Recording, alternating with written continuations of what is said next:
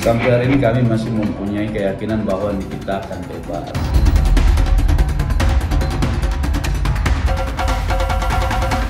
Harapan kami hanya satu, ya, menjustifikasi dirinya sebagai pengusaha produk skincare yang tidak pernah melanggar ketentuan-ketentuan.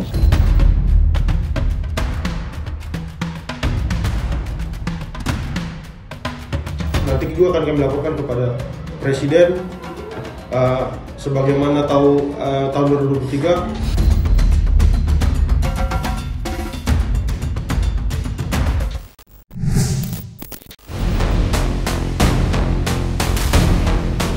Pasca bergulir panas selama berbulan-bulan lamanya, proses hukum kasus dugaan pemerasan, pengancaman, dan tindak pidana pencucian uang yang menyeret nama selebritis Nikita Mirzani akhirnya tiba di titik akhir. Pasalnya pada hari ini, tepatnya tanggal 28 Oktober 2025, sidang lanjutan beragenda pembacaan putusan atas perkara Nikita akan diselenggarakan di Pengadilan Negeri Jakarta Selatan. Seperti diketahui, sebelumnya pihak jaksa telah menuntut hukuman pidana penjara selama 11 tahun lamanya, ditambah dengan denda 2 miliar rupiah, subsidi 6 bulan kurungan. Lantas, seperti apakah persiapan dan keyakinan pihak Nikita Mirzani dalam menghadapi sidang putusan hari ini, serta bagaimanakah pula suara dukungan para pejuang keadilan untuk Nikita Mirzani?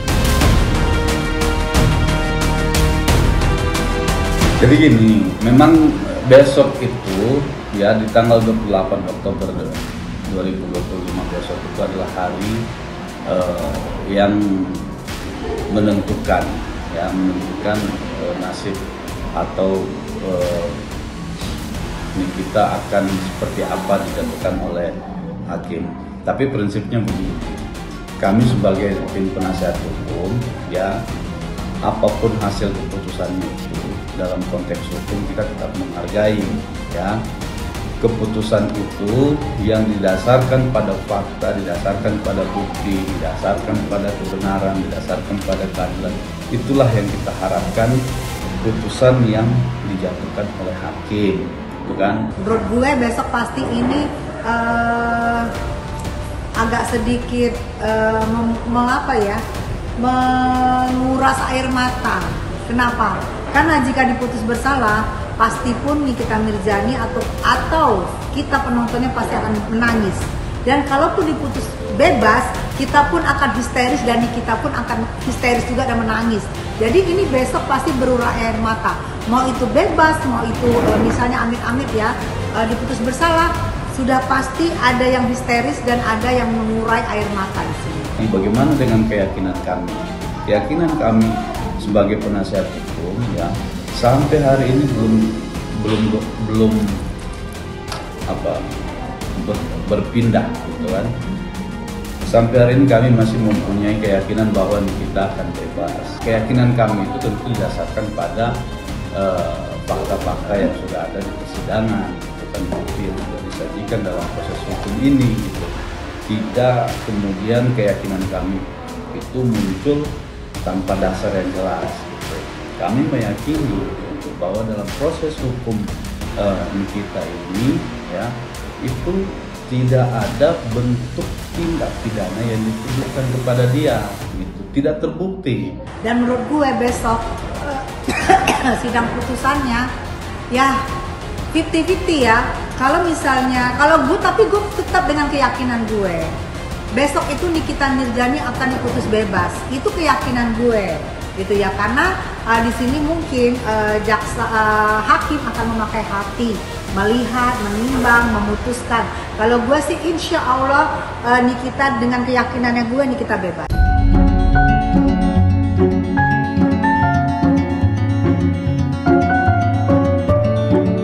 Jawaban atas teka-teki nasib hukum Nikita memang akan datang dalam hitungan waktu. Namun di sisi lain, pihak Nikita Mirzani ternyata masih memiliki satu langkah hukum lain yang telah resmi mereka tempuh kemarin, tepat 1 hari sebelum diselenggarakannya sidang putusan. Ya, pada tanggal 27 Oktober 2025 kemarin, Usman Lawara selaku kuasa hukum telah menyambangi Kejaksaan Agung. Dan dalam kunjungan itu, pihak Nikita menyampaikan aduan kepada Jaksa Agung Muda Pengawasan terkait dugaan pelanggaran kode etik dan ketidakprofesionalan salah satu jaksa penuntut umum yang menangani kasus Nikita. Lantas, seperti apa penjelasan Usman Lawara selaku kuasa hukum Nikita?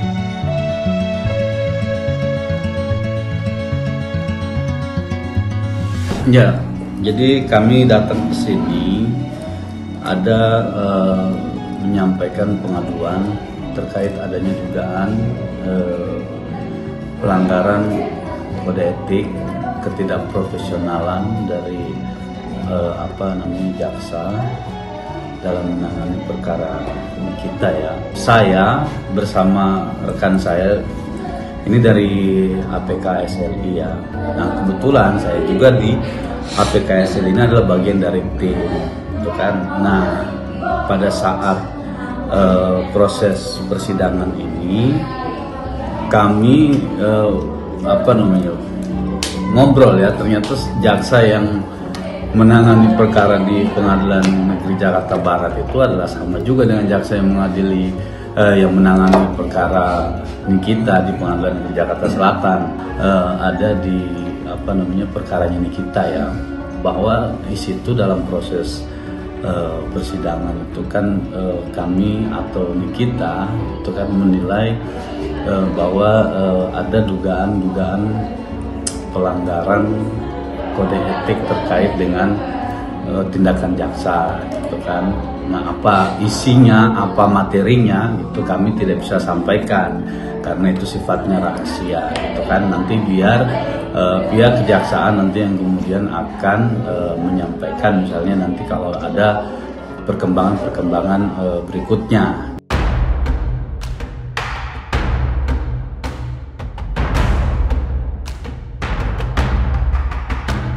Dalam kunjungannya ke Kejaksaan Agung kemarin, Usman Lawara selaku kuasa hukum Nikita terlihat didampingi oleh Nanda Nababan, salah satu anggota dari Organisasi Advokat dan Peneliti Kejahatan Satwa Liar Indonesia atau APKLSI yang sempat menjadi perbincangan usai Nikita membacakan pledoi di muka persidangan. Khususnya pada bagian di mana Nikita membacakan tentang dugaan jejak langkah penuh kontroversi sang JPU ketika menangani perkara dugaan perdagangan kulit terenggiling di Pengadilan Negeri Jakarta Barat. Lantas, apa maksud kedatangan APKLSI ke Kejaksaan Agung kemarin? Benarkah pihaknya juga melaporkan sosok jaksa penuntut umum yang sama? Ya, jadi per hari ini kami dari Organisasi Advokat dan Peneliti Kejahatan Satwa Liar Indonesia telah secara resmi menyampaikan pengaduan ke Jaksa Agung Muda Pengawas Kejaksaan Republik Indonesia terkait temuan kami, di mana Jaksa AGS yang menangani perkara perdagangan ilegal sisik terenggiling dengan jumlah barang bukti 165 kg, yang kebetulan juga adalah jaksa daripada perkaranya Bang Usman. Nah, perlu kami sampaikan juga bahwa Bang Usman adalah bagian dari organisasi kami. Nah, misi kami sama, tidak boleh ada orang yang tidak adil ketika diadili. Makanya ketika kami menemukan ini, kami mengambil sikap per hari ini untuk melaporkan oknum jaksa tersebut. Ini penting agar unsur penegak hukum itu mulai dari polisi, kejaksaan, dan juga Mahkamah Agung selektif dan arif gitu dalam menyusun surat dakwaannya, surat tuntutannya, dan putusannya. Sebenarnya gini, awalnya Bang Nanda ini nggak tahu kalau salah satu jaksanya itu adalah bagian dari jaksa yang menangani perkaranya Niki, gitu kan.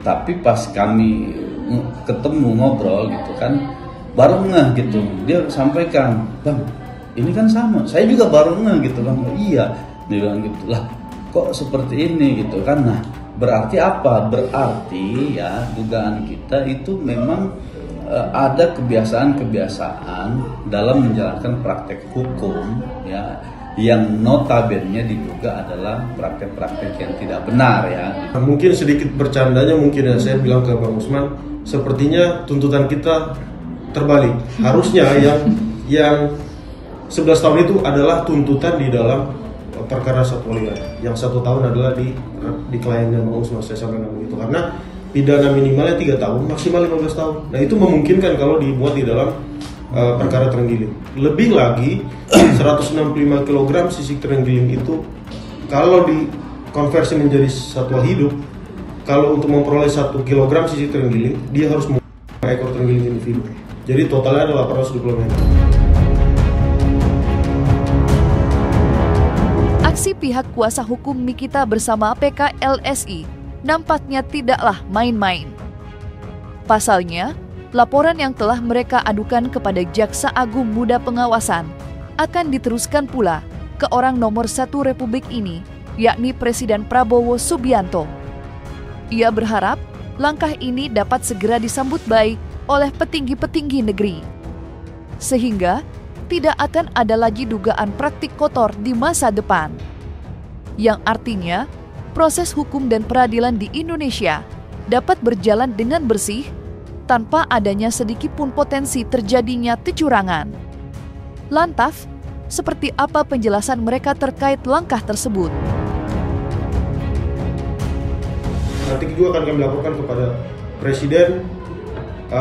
Sebagaimana tahu tahun 2023 Presiden itu sudah mengeluarkan instruksi nomor 1 tahun 2023, salah satunya Jaksa Agung diinstruksikan untuk menangani perkara kejahatan satwa liar dengan sangat serius. Pengaduan ini ya sifatnya adalah untuk kemudian hari ya tidak ada lagi aparat kita, dalam hal ini jaksa entah siapapun gitu kan, dalam melakukan praktek hukum khususnya di pengadilan gitu kan, tidak lagi menggunakan saya katakan tidak sewenang-wenang gitu kan. Kalau begini kan jadinya terkesan seolah-olah bagaimana maunya dia, bagaimana keinginannya dia kan gitu. Mudah-mudahan ini cepat direspon agar tidak ada lagi penanganan perkara yang malpraktik seperti ini, dan menjadi komparasi juga bagi Kejaksaan Agung untuk selektif melihat, oh ini perkara satwa liar, perkara yang merugikan negara sendiri dan menjadi perhatian internasional. Padahal undang-undang tegas mengatur terkait dengan adanya ilegal kulit sisik terenggiling ini, jelas 3 tahun minimal, maksimal 5 tahun. 15 kan? Nah, kenapa kemudian itu di bawah 3 tahun? Nah, ini kan berarti jelas terlihat gitu. Ini sudah tidak perlu pembuktian lagi gitu. Karena kenapa? Di dalam surat tuntutannya sudah dikatakan menuntut terdakwa selama 1 tahun denda 20 juta. Lalu bagaimana dengan hukum yang mengatur itu? Berarti kan dalam tanda kutip aparat itu juga melawan hukum itu sendiri gitu kan. Harapan kami adalah hakim bisa menjatuhkan putusan yang proporsional, adil, dan maksimal yang menimbulkan efek jerah. Menurut kami tuntutan 1 tahun dalam perkara sisik terenggiling tidak menimbulkan efek jerah. Negara akan sangat rugi dan seharusnya negara konsen untuk penanganan perkara ini.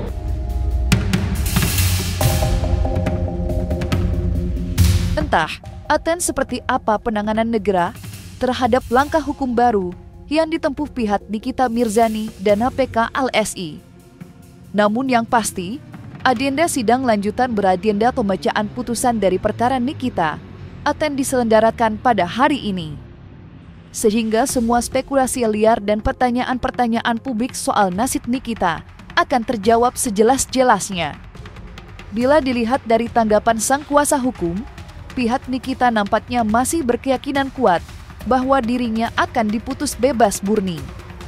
Lantaran semua dugaan Reza tidak dapat dibuktikan kebenarannya.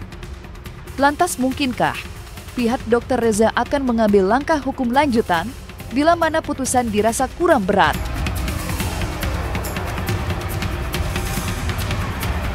Jadi terhadap vonis yang akan diserahkan, ya vonis yang dibuat oleh majelis hakim terhadap terdakwa Nikita Mirzani maupun terdakwa Ismail Marzuki bukan salah satu target utama klien kami besar kecilnya, bukan ya. Tetapi target utama dari klien kami bahwa apa yang dituduhkan oleh para terdakwa dan kemudian menjadi konsumsi publik terkait produk yang berbahaya, produk yang tidak punya izin edar, itu dapat dipatahkan dalam instrumen hukum ya. Jadi harapan klien kami hanya satu, ya, menjustifikasi dirinya sebagai ya pengusaha produk skincare yang tidak pernah melanggar ketentuan-ketentuan sebagaimana yang diatur oleh Badan POM dan tidak pernah melakukan dugaan-dugaan tindak pidana yang dituduhkan oleh terdakwa Nikita Mirzani, sehingga kemudian prinsipnya adalah klien kami tidak pernah takut terhadap review-review oleh siapapun, baik itu terdakwa Nikita Mirzani maupun saksi Samira. Itu harapan inti daripada klien kami untuk putusan besok tanggal 28 Oktober. Seperti itu. Apapun keputusan besok, kita sebagai warga negara Indonesia yang taat hukum ya harus menghargai itu gitu. Tapi kan kita juga diberi hak oleh negara untuk menggunakan hak hukum terhadap apa hasil dari keputusan itu. Kalau misalkan dengan soal berat tidaknya vonis, ya kami tidak akan konsentrasi ke situ ya.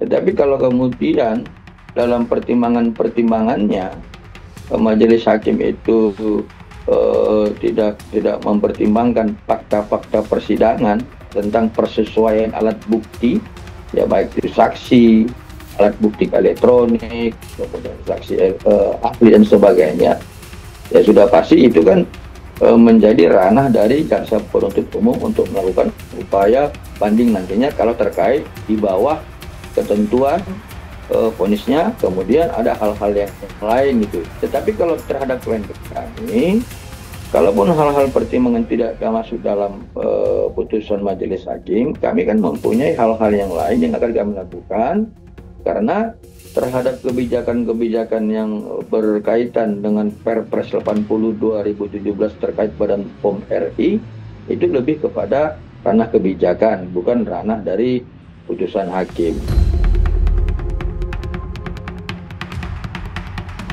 Dan jangan lupa untuk like, subscribe, dan juga share channel YouTube Cumi Cumi.